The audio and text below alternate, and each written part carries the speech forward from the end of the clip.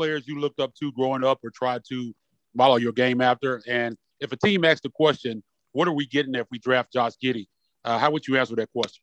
Yeah, no, there definitely was players growing up that I loved to watch. I mean, Andrew Gaze was, a legend in Australian basketball, and he was definitely someone I looked up to and idolized. But, speaking NBA, the guys probably I looked up to the most was guys like Luka Doncic, Ben Simmons, Joe Ingles, a lot of those bigger point guards that were, pass first guys and love getting teammates involved. And to answer your second question, I'd say it's you're getting an unselfish, versatile, taller guard that loves making plays for other people. Is a willing passer, can score, can rebound. But there's definitely things I got to work on. But when you draft me, that's what you're going to get from day one. Spencer Davies.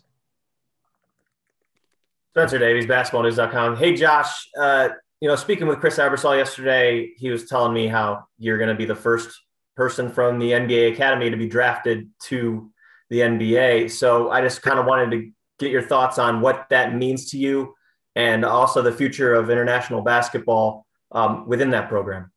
Yeah, it's, I give a lot of credit to the NBA Academy. They got me in there at an early age when I personally thought I didn't have a big future in basketball, and they got me in. They believed in me when, I didn't necessarily believe in myself. And I was there for 18 months and they worked with me every day.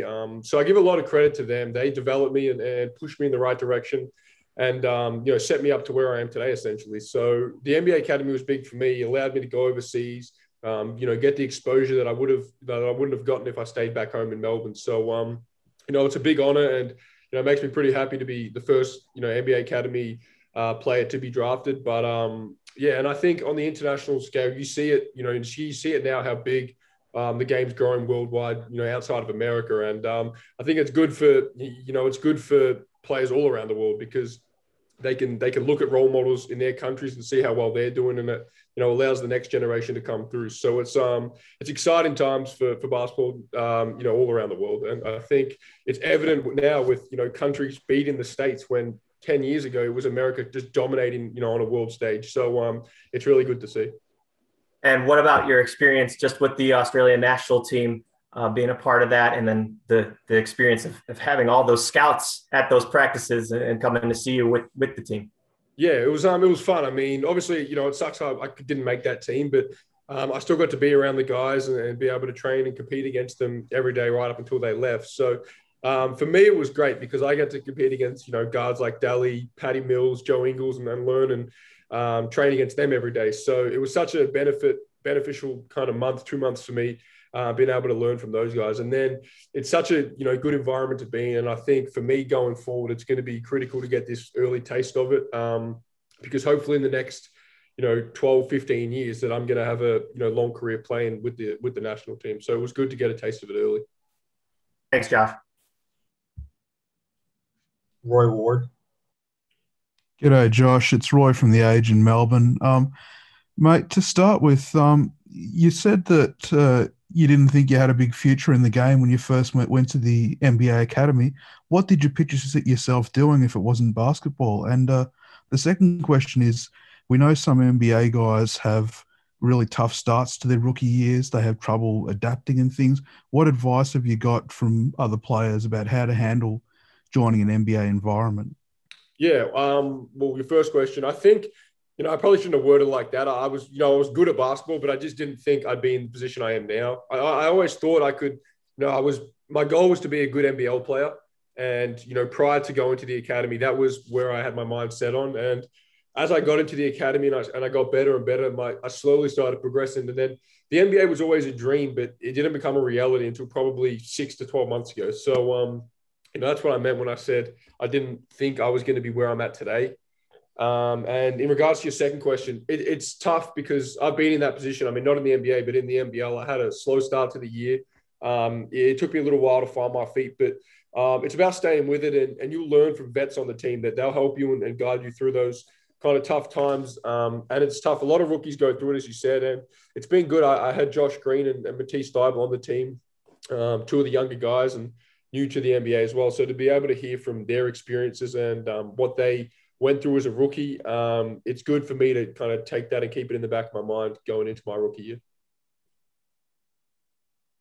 Chase Hughes, NBC Sports. Hey Josh, which teams have you been able to work out for throughout this process, and have you had any contact with the Wizards?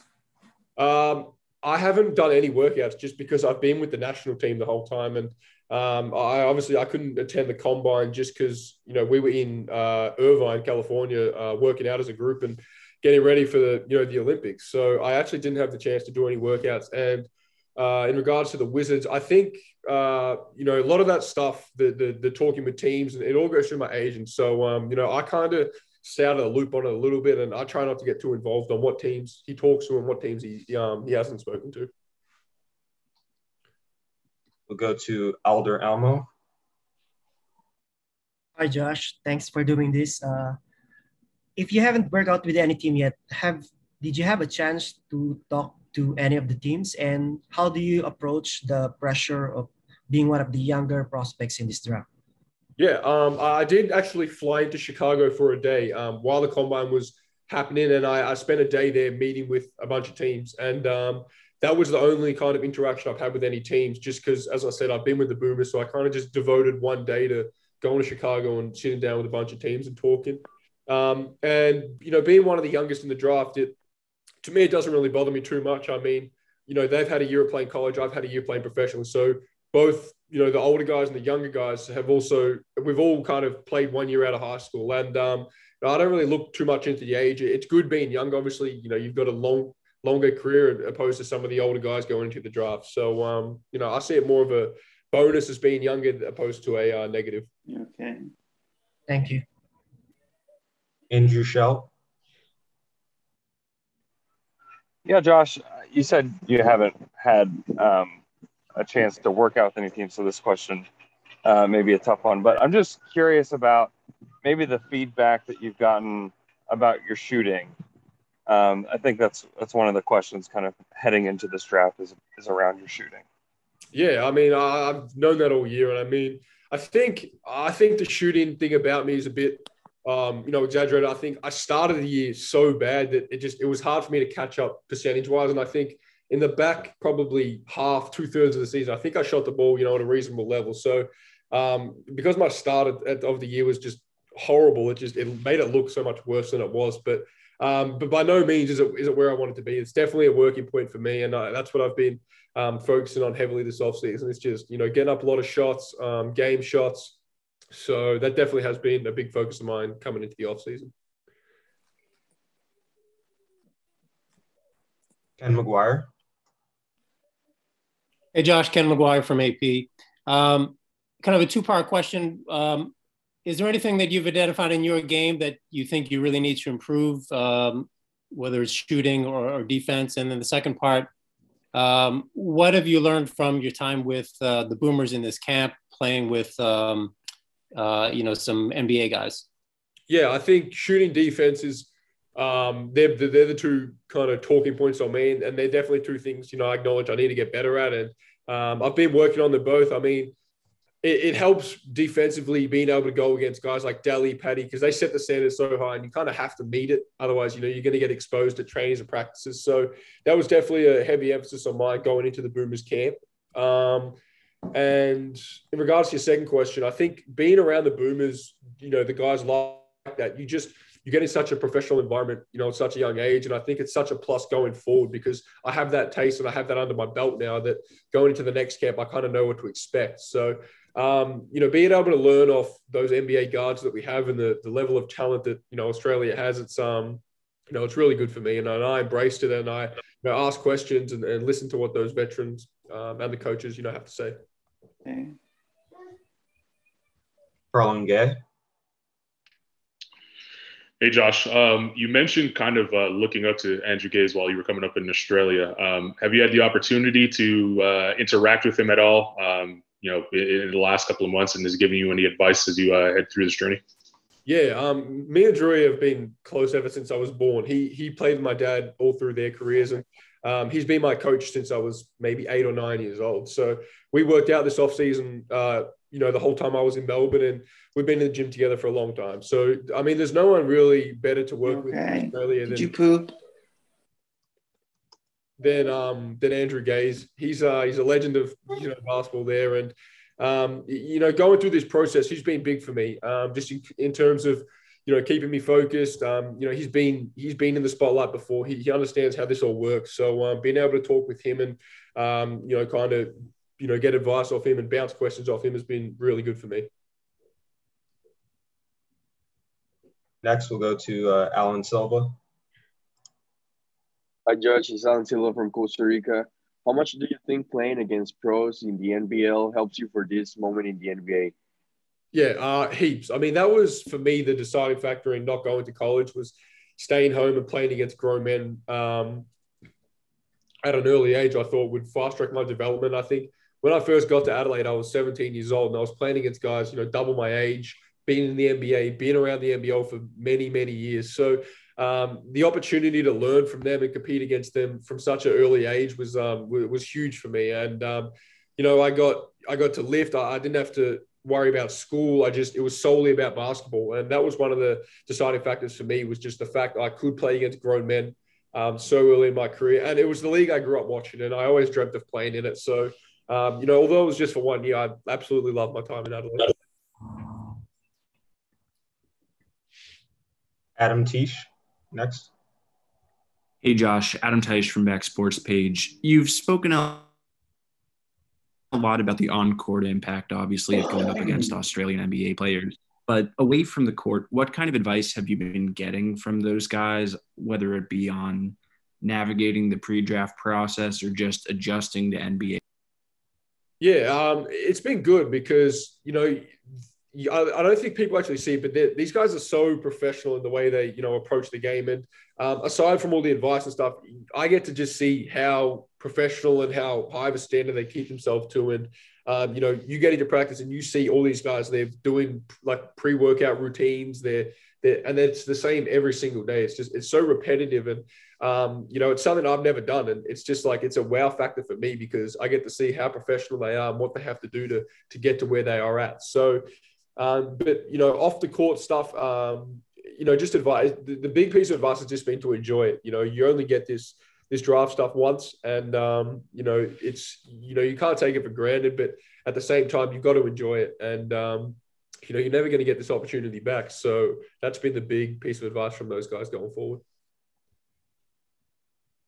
JC Nieves with La Guerra NBA. Hey, Josh, you are considered one of the best passers in this draft. What's another one of your strengths that you feel like stands out above the rest of the prospects in this class? I think rebounding. I mean, as a bigger guard, it's an advantage, and I think it's one of my strengths that, rebounding is not seen as a big kind of flashy skill, but I think it's a bonus for a guard to be able to, grab boards and kind of get out in transition and run. So, I love rebounding. I probably don't box out as much as I should because I'm trying to get on the board so I can start fast breaks. But rebounding is definitely, I think, one of my biggest skills. Roy Ward has another one. G'day, Josh. You've got such an array of teams who are sort of around the mark where you might get drafted. Some of them have superstars like a Steph Curry. Some of them are sort of rebuilding. Can you see yourself in all those different situations in the NBA, and what would it be like for you to play alongside, a big name with all the extra exposure that brings?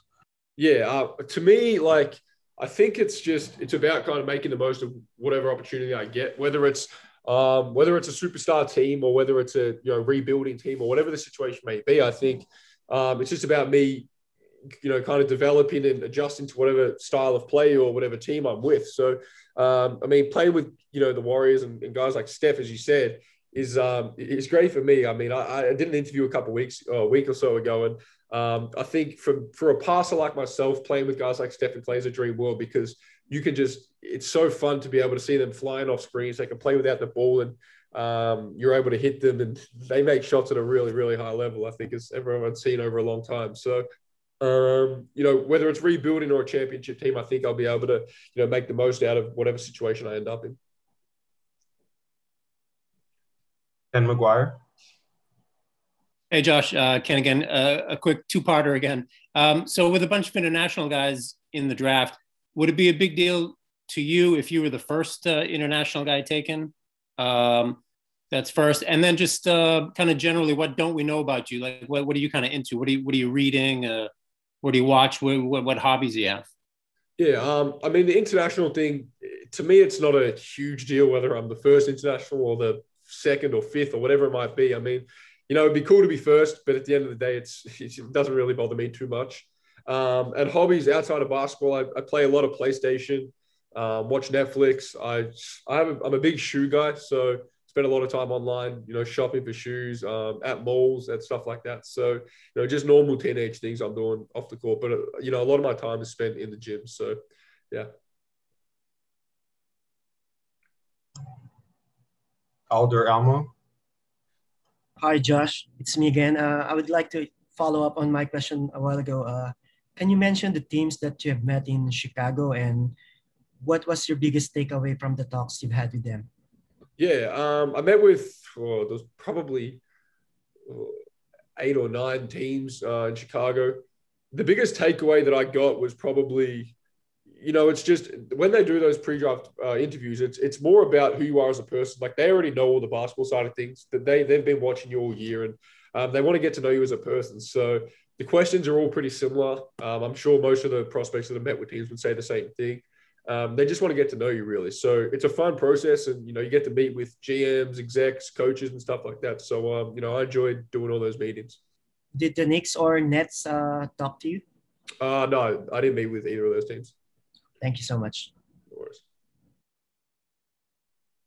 Roland Gay. Hey, Josh again. You mentioned, spending the time with the Boomers. Unfortunately, you were unable to make that team. But talking to some of the young guys that are on the team now, if all goes well, you'll probably be with them, at further Olympic Games and World Cups. Kind of in that mold, being able to rub shoulders with them in that environment. How excited are you to actually be able to get that opportunity to one day represent the country? Very, very excited. I mean, the next World Cup, I think, is 2 years away or something like that. So it's such a short window of time. And I think, the talent, I mean, obviously those guys, the core group we've got is getting older now. And whether they've got this Olympics and a World Cup or however long they got left, I think it's important for us younger guys to kind of start rebuilding that culture that they've left and be able to, kind of take the reins from them. And, we've got so much young talent, Dante, Matisse, Josh Green, Ben. So we've got a bunch of young guys on our team, and I think going forward, it's going to be in good hands. So it was good to be able to go to camp with those guys, and they're obviously going to get a taste of the Olympics now. So hopefully it's going to be for the better when we come back and kind of regroup again. One more question here. You were fairly young when the Olympics was there in Australia. But what's your first Olympic memory watching the Boomers play? Jeez, yeah, I wasn't even born actually when it was in Australia, but I do remember it. I mean, Andrew Gaze was the flag bearer at the Sydney Olympics, so I have a brief memory of it. But my first Olympics that I watched would have been the 2012. I think that was London, if I'm right. But that was I stayed home at school I remember watching Australia play USA, and I stayed home from school to watch it. So that was the first real Olympic memory I have. But, ever since then, I've been such a big fan of watching the Boomers and watching the Australian teams at World Cups and all sorts of things. And now for me to finally be, in that kind of group is, it's special because I used to love watching them and supporting them. And last question, Daniel Bell. Hey, Josh, we know about your scoring and you just talked about your rebounding, but what's something you want fans to know about your game? Something else. I mean, I think I think my game is pretty self-explanatory. I mean, I'm not a big highlight reel kind of guy. I'm a team first, playmaking guard. So, my game is kind of as you see it. And I think, rebounding, passing is obviously my biggest strength. And I think we can all kind of agree on that. But I think scoring the ball, I think in the NBA, because the court's so much more spaced and spread out, it's going to be, it's going to allow me to kind of get into the paint and make a few more reads, whether that's, scoring on the ring myself or hitting teammates. So, I'm looking forward to the spacing of the court. And obviously there's the 3-second violation. So it's not like the NBL where, big guys can just sit under the ring and stand there. You have to get out of the key, and it's going to be good for me, when I'm attacking, downhill. So hopefully that allows me to make a few more reads. Thanks, Josh, and thank you all for joining.